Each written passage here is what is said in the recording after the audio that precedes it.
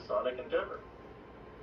As with Cain, Jehovah did not look with favor upon the tower, and subsequently destroyed it. In a symbolic display of the prophecy expressed in the temple legend, the European Union released a poster with unmistakable imagery showing Masons, or square men, rebuilding the Tower of Babel, symbolizing the EU. To drive this point home, the Parliament building of the EU has also been constructed in a clear imitation of the Tower of Babel. Aside from the implications of centralized government and the re-establishment of Babylon, this symbolizes united rebellion against the will of Jehovah. Before we examine a few other symbols in light of all this information, it is worthwhile to trace the origins of this belief system as far back as may safely be done, where we arrive at certain sects of the Gnostics. Returning to Hecathor, we read the following. From the Valentinians sprang the Ophites, calling themselves so after the serpent that by tempting Eve brought into the world the blessings of knowledge, and the Cainites, who maintained that Cain had been the first Gnostic, in opposition to the blind, unreasoning faith of Abel, and therefore persecuted by the demiurgus Jehovah. On this idea is founded the Masonic legend of the temple. These Gnostic beliefs eventually found their way into Freemasonry. To quote René Guénon, modern Masonry resulted from a partial fusion of the Brotherhood of the Rose Cross, which had preserved Gnostic doctrine since the Middle Ages, with the ancient building guilds of the Masons, whose tools had moreover already been used as symbols of the Hermetic philosophers. Steve Cosgrove, in his wonderful four-part series, traced the history of the temple legend, uncovering the important fact that handwritten copies were found in the library of Lord Valkyries. This establishes the legend's antiquity, making it by far the most likely source for the Hiramic legend of the Third Degree. Quoting Brother Cosgrove, the Knights Templar revived the idea in the 12th and 13th centuries of building King Solomon's temple, but they were destroyed by the French king, Philip the Fair. Their legacy was preserved on one level by Scottish Freemasonry, and on a higher level by their successors, the Rosicrucians. Scottish Masonry was imported into England when King James VI of Scotland became James I of England in 1603. James can truly be called the Freemason King. After he moved to London and became King of England, he engaged a royal court of Masons. Francis Bacon, the single greatest scientific mind of the time, was his close friend, fellow Mason, and mentor. In the old Scottish ritual system, there was a 1-degree ritual, and then after the Second Shaw statutes, a 2-grade degree system that was carried over to England during the reign of King James I. At some time in the early 17th century in the King's Court, the original Scottish 2-degree system was modified into a 3-degree system. The 3rd degree describing the temple legend of King Solomon, and the building of the temple by Hiram was not always the motif. Most likely, the old charges in both Scotland and England had a 1 or 2-degree system that had in place a sort of Noah legend, with the pillars of Jachin and Boaz serving as the preservers of the ancient Atlantean wisdom. In the Grand Manuscript from 1726, the manuscript includes an early version of the Hiram legend, in which Noah has the part that after 1730 is ascribed to Hiram. The Rosicrucian contribution to pre-existing initiatic Freemasonry was the supplanting of the temple legend for the old Noah legend based upon the Pillars of Enoch. This temple legend was spread by the Rosicrucian fraternity, first to Germany and Bohemia, then to England, and finally to Scotland, as evidenced by the handwritten translations found in the library of Lord Valkyries. King James VI was an initiated Scottish Mason when he became King of England in 1603. He carried over from Scotland the ancient Masonic rites and made Masonry fashionable in his court, and spread its membership throughout England. How the Rosicrucian 3rd degree became implanted into the King's Court is a mystery, but it is likely that the famous Magus, John Dee, brought it with him when he returned to England from Germany in 1589. His occultism was not acceptable to the king's court, but the king was adorned to another Mason and Rosicrucian, Sir Francis Bacon. It is likely that the new third degree was folded into the existing ancient rites brought over from Scotland by Father Bacon sometime around 1610. By 1630, the first reference to the Masonic word appears in a poem, inextricably bound to Rosicrucian symbol. For we be brethren of the rosy cross, we have the Mason's word and second sight. We shall now engage in a bit of speculation, which is not to be considered authoritative, so if you choose to watch this part, please do so indulgently. Let us now consider a few symbols, keeping in mind that all of these symbols have multiple meanings, and most have roots in Egypt. In symbolism, one meaning does not replace another, and even diametrically opposed meanings may be implicit within a single symbol. All we shall do is to examine these symbols in light of the information we have just received, to see if yet another layer of meaning may be added to our repository. Let us also remember that belief systems change over the years, and symbols that mean one thing today may have had very different meanings in times past. We have already touched upon the pillars. In modern Freemasonry, they are exoterically attributed to the Temple of Solomon, although there are many other explanations. One that is most always ignored, however, was apparently one of the earliest, that they represent the twin pillars of knowledge on which the seven sciences were first inscribed. Quoting from Brother Cosgrove, a version of the old charges of Scotland dated back to 1726 referred to a ritual wherein the sons of Noah raised the dead body of Hiram from the grave, looking for a secret connected with the rebuilding of the world after the flood.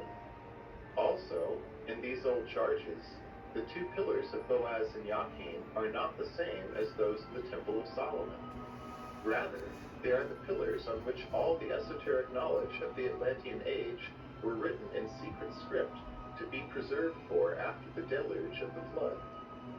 Incidentally, a biblical scholar named Michael Rood gave a lecture where he demonstrated that the two pillars of Solomon's temple may have actually powered a lever system which operated a trap door behind which the Ark of the Covenant could be concealed in an emergency. This fascinating dissertation is free online, entitled The Great Secret of Solomon's Temple. Tune in at 1 hour and 38 minutes to hear about the pillar system. The apron is declared to be an emblem of innocence. According to Manly Hall, when worn over the area related to the animal passions, the pure lambskin signifies the regeneration of the procreative forces and their consecration to the service of the deity. Though the apron clearly has roots in the Old World, there is still a significant correlation in the Book of Genesis. According to Masonic author Dr. J. A. Weiss, the Masonic apron originated from the covering or apron of fig leaves adopted by Adam and Eve after the fall. For after partaking of the forbidden fruit, the eyes of both of them were opened, and they knew that they were naked, and they sewed fig leaves together and made themselves aprons. Thus, we see that the apron might also be said to symbolize the knowledge of good and evil, and, as Hall pointed out, the regeneration of the procreative force resulting from this knowledge. Albert Pike described this force, saying, "It is the instrument of liberty or free will. They, the initiates, represent this force, which presides over the physical generation, under the mythologic and horned form of the god Pan. Thence came the he-goat of the Shabbat, brother of the ancient serpent, and the light-bearer, or phosphor, of which the poets have made the false Lucifer of the legend. So simply put, the apron can be said to symbolize the occult power of its bearer, and consecration of the serpentine energy for constructive use. It is said that the lodge floor dates back to the Egyptian temples, where it was used to track the passage of time and the seasons. It is almost certainly connected to the Templars, who used a checkerboard cloth to decipher and thus check their banking obligations in order to square their accounts. Officially, however, we are informed that the mosaic pavement is a representation of the ground floor of King Solomon's temple and is emblematical of human life, checkered with good and evil. More accurately, however, it may be said to symbolize the universe of the knowledge of good and evil, which forms the foundation upon which the initiate stands. The symbolism of the Great Seal of the United States has been the subject of extensive commentary. One detail which seems to have escaped popular notice is the pupil of the all-seeing eye itself. Zooming in, we see that the pupil resembles a flame. But what does this actually mean? There are various interpretations for the eye. It may represent the sun, or eye of the world, also called the eye of Jupiter. For the Egyptians, this role was fulfilled by Horus. Perhaps it simply symbolizes the grand architect of the universe. It may represent the Son of God, who hath his eyes like unto a flame of fire.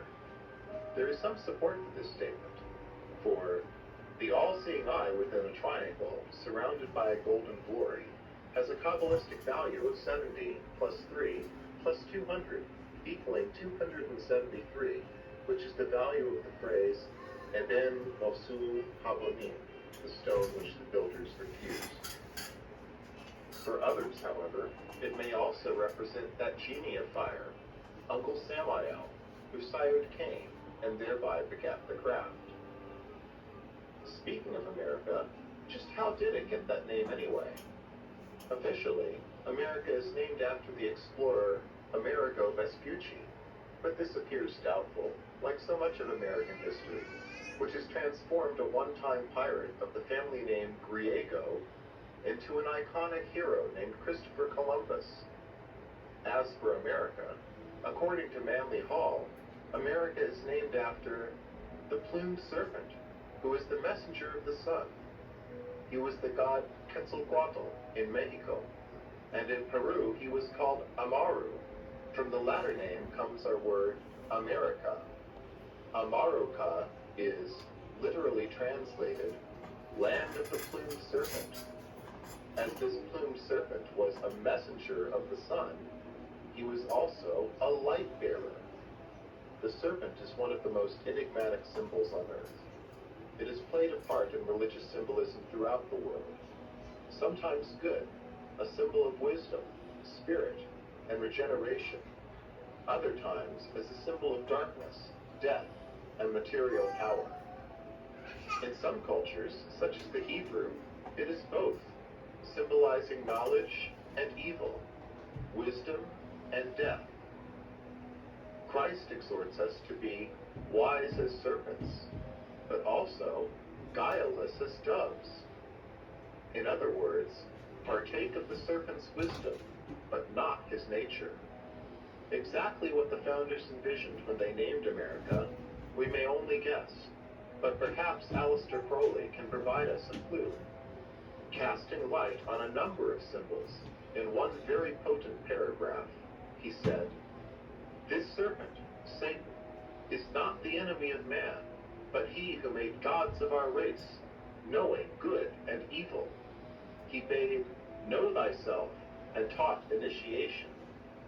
He is the devil of the Book of Thoth, and his emblem is Baphomet, the androgyne, who is the hieroglyph of arcane perfection. But moreover, his letter is Ion, the eye. He is light, and his zodiacal image is Capricornus, that leaping goat, whose attribute is liberty." Which brings us, at last, to the goat. The goat is one of the most popular Masonic animals, an association which has been the cause of much speculation and controversy. One accusation, which is vehemently denied, is that part of the initiation involves riding a goat. The standard explanation is given in Masonry Defined, which claims it harkens back to the Middle Ages and the belief in the witch orgies, where, it was said, the devil appeared riding on a goat. It was, in England, a common belief that the Freemasons were accustomed in their lodges to raise the devil.